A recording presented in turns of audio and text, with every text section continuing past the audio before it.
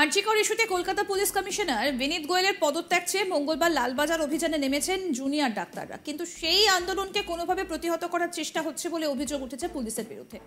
এবার তার বিরুদ্ধে গর্জে উঠলেন নির্যাতিতার বাবা মা। তারা বলছেন, যারা আন্দোলন করছে তাদের সঙ্গে আমরা আছি। যেভাবে আজকে ডাক্তারদের আন্দোলনটিকে দুর্ভেদ্য পাহারা দিয়ে আটকানোর চেষ্টা করা হচ্ছে তা খুবই দুর্ভাগ্যজনক। ছাত্রদের দাবি ছিল পুলিশ কমিশনার নিজে এসে কথা বলুন, কিন্তু সেই দাবিকেও মানা হয়নি। কি বলছেন অভয়ার বাবা মা, শুনুন।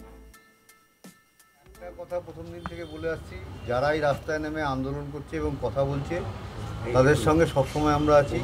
এবং আজকে যেই এত একটা দুর্ভিদ্য দুর্গ তৈরি করে তাদের আন্দোলন আটকানোর চেষ্টা হচ্ছে, খুবই দুঃখজনক।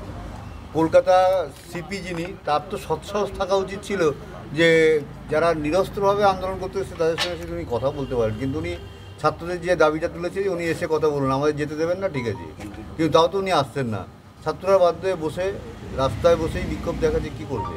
এটা তো প্রথম থেকেই আপনারা দেখতে পাচ্ছেন, সিপির ওপর ভরসা উঠে যাওয়াতেই তো আমরা হাইকোর্টে গেছিলাম। এটা তো বারবার বলেছি, আর কিছু বলার নেই এই ব্যাপারে। সমস্ত দেখতে পাচ্ছেন, ভবিষ্যতে কী হবে সেটাও দেখতে পাবেন। কিছু পজিটিভ দিক আমাদের কাছে এলে আমরা একটু মানসিকভাবে আরও দৃঢ় থাকতে পারতাম। এখন যতটা ইয়েছে, একটু তো সমস্যা আমাদের মধ্যে মনের মধ্যে কাজ করছে যে কী হচ্ছে এই ভাবটা হয়েছে। ওনারা সবসময় বলছেন যে আমাদের যা ক্ষমতা আছে সর্বশক্তি দিয়ে আমরা চেষ্টা করছি। সন্দীপ ঘোষ দেখা যাচ্ছে 150 ঘন্টারও বেশি সময় হয়ে গেল। কালকে তো বিকাশবাবু এর কথাটা সুন্দর একটা উত্তর দিয়েছেন, সুতরাং এই ব্যাপারে আমার তো কিছু বলার দরকার নেই। দীর্ঘ জেরা, মানে এই যে দীর্ঘ, তাতে কি আপনারা নিশ্চয়ই প্রয়োজন? না, এটা হতাশ হওয়ার কোনো বিষয়ই নেই। নিশ্চয়ই প্রয়োজন হচ্ছে বলেই বারবার ডাকছে, বারবার তাকে জিজ্ঞাসাবাদ করছি। আজকে দেখেছেন যে অশোকনগরের এক তৃণমূল নেতা যে মন্তব্য করেছেন, এটা তার পুরো সে নিজে দায়িত্ব নিয়ে বলেছে এবং তার জন্য তো দল তার বিরুদ্ধে ব্যবস্থা নিয়েছে। যে যা বলছে সে তার নিজের দায়িত্বে বলছে। এর জন্য মনে হয় কোনো দল উপর থেকে বলে দিচ্ছে না তুমি বলো এটা। আপনার মেয়ের মৃত্যুর পর যখন যেখানে দেহ পড়েছিল সেমিনার রুমে একাধিক চিকিৎসক, হ্যাঁ সেটা আমরা এখন দেখতে পাচ্ছি। হ্যাঁ, যেটা তো লাল গেঞ্জির একটা অবজেকশন আমার ওয়াইফ মা করেছিলই, এবং সেই লাল গেঞ্জি যে সন্দেহজনক, এবং আমরা তো প্রথম থেকেই বলেছিলাম এবং সব জায়গায় আমরা এই কথাটা বলেছি। এখন তো লাল জামাকে নিয়ে আমাদের আরও সন্দেহ বাড়ছে আর কি। এবং লাল জামার সঙ্গে যুক্ত হতে পারে, এবং বর্ধমান মেডিকেল কলেজ থেকে আজকে তো অনেক রকম বিবৃতি ডাক্তারবাবুরা দিয়েছেন, তাকে তো বয়কট করার অ্যাভয়েড করার চেষ্টা করছেন। এখন অন্য জায়গা থেকে এখানে এসে এইভাবে মানে ঘটনাস্থলে এসে এরকম করা হতো, কিন্তু আমরা তো জানতাম না এই সমস্ত বিষয়গুলো। তাহলে তো মেয়েকে ডাক্তারি না পড়তে দিলেই আমরা ভালো করতো। এখন যে দেখতে পাচ্ছি এত যে পরিস্থিতি এত জঘন্য যে মেডিকেল কলেজগুলোতে, সেটা এখন আমরা পরিষ্কার করে দিয়ে বুঝতে পারছি, আগে থেকে বুঝতে পারেনি। এই ছেলেটি নাকি আবার মেদিনীপুর মেডিকেল কলেজে একটা ছেলে গিয়ে থ্রেট দিচ্ছে। এদের সমস্যা কী করে? একটা সামান্য ইন্টার্ন, একটা পিজিটি, তারা পড়াশোনা করতে এসছে না এই সমস্ত করতে এসছে, এটা তো বুঝে হয় না।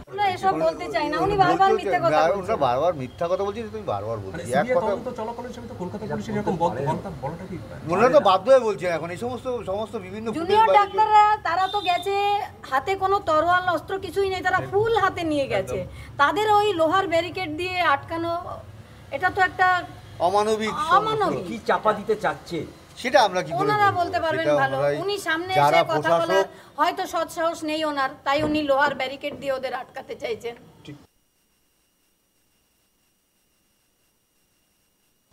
সোমবার সন্দীপ ঘোষকে গ্রেফতার করেছে সিবিআই। দুর্নীতি মামলায় তাকে গ্রেফতার করা হয়। এতদিন পর্যন্ত সন্দীপ ঘোষকে সিজিও কমপ্লেক্সে ডেকে পাঠানো হতো, তিনি রাতে বাড়ি ফিরে যেতেন। তবে সোমবার তাকে সিজিও কমপ্লেক্স থেকে আনা হয় নিজাম প্যালেসে। তৎকালীন ডেপুটি সুপার আক্তার আলী সন্দীপ ঘোষের বিরুদ্ধে অভিযোগ করেন, তিনি হাইকোর্টে আবেদনও করেন। সেই মামলা দেওয়া হয় সিবিআই এর হাতে। তারপর সেই দুর্নীতি নিয়ে জিজ্ঞাসাবাদ শুরু করা হয়। এরপরই তাকে গ্রেফতার করা হয়। এরপর অভয়ার কাকিমা বলেন, ছাত্রীরা প্রতিবাদ করছেন, তাদের নৈতিক জয়। সন্দীপ ঘোষ ধরা পড়েছে ঠিক আছে, কিন্তু আসল রাঘব বোয়ালরা এখনো ধরা পড়েনি। অভয়া নিজেও দুর্নীতির বিরুদ্ধে ছিল, তাই এই গ্রেফতারি কিছুটা হলেও স্বস্তি দিয়েছে। তবে যেদিন অভয়ার খুনের সকলের চরম শাস্তি পাবে, সেদিন পুরোপুরি স্বস্তি পাবে পরিবার। কি বলছেন অভয়ার কাকিমা, শুনবো।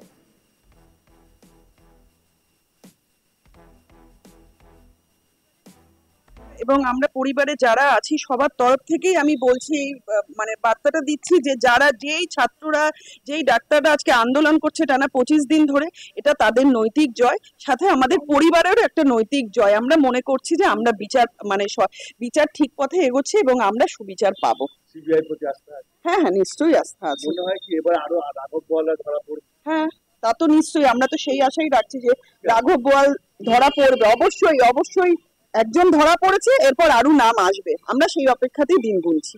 এটা কি আরো আগে হওয়া উচিত ছিল? অনেকে দাবি করছে। দেখুন, এটা তো হওয়া উচিত কি ছিল কি উচিত ছিল না সেটা নিয়ে আমি কিছু বলতে পারবো না, কিন্তু যেটা হয়েছে তাতে আমরা খুশি। একটা স্বস্তির নিশ্বাস। হ্যাঁ নিশ্চয়ই নিশ্চয়ই, কোথাও গিয়ে একটা তো আমাদের মেয়েটা তো দুর্নীতিরই বলি, সেটা আমরা খুব ভালোভাবে বুঝতে পারছি, তো কোথাও গিয়ে একটু হলেও আমরা স্বস্তির নিঃশ্বাস আমরা ফেলেছি। বিধানসভা আস্থা এখনো নয়, যেদিনকে এই যারা এই অপরাধের সঙ্গে যুক্ত আছে তারা যেদিনকে প্রত্যেকটা মানুষ তুলবে বা চরমতম মানে অপরাধের শাস্তি হবে, সেদিনকে আমরা বলবো যে আমাদের মেয়েও শান্তি পেয়েছে, আমরাও পরিবারের তরফ থেকে শান্তি। আমাদের প্রতিনিধি দীপক দেবনাথ কি প্রতিবেদন তুলে ধরেছেন শুনবো এবার।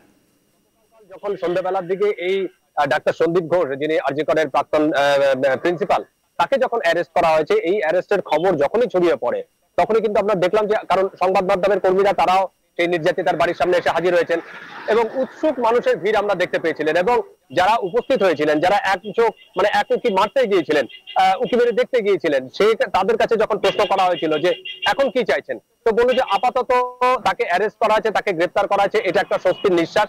এবং নির্যাতিতার কাকিমা তিনিও বলেছেন অবশ্যই একটা স্বস্তির নিঃশ্বাস, কারণ আমরা এরকমই একটা আশা করেছিলাম যে যদিও এটা আরো অনেক আগে হওয়া উচিত ছিল।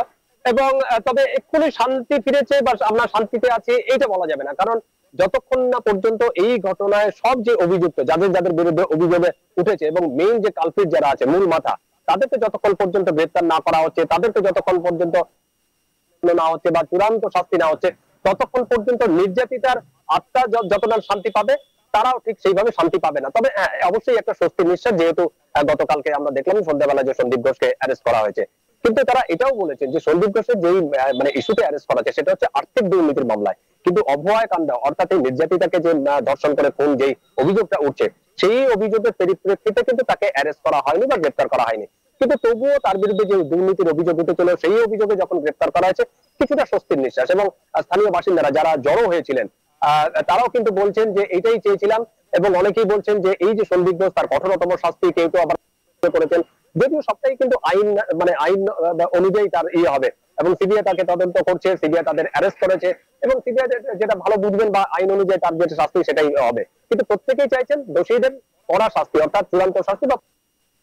এবং এই দাবিতেই কিন্তু গতকাল আমরা দেখলাম সন্ধ্যাবেলায় যারা স্থানীয় বাসিন্দারা যারা জড়ো হয়েছিলেন তারা কিন্তু এই দাবি করছেন। প্রতিবেশীরা এ বিষয়ে কিছু জানাননি, কারণ যেটি হয়তো সিবিআই তদন্তের বিষয়, সেহেতু। আরো আপডেট পেতে দেখতে থাকুন আজ তাক বাংলার ইউটিউব চ্যানেল, সাবস্ক্রাইব করুন।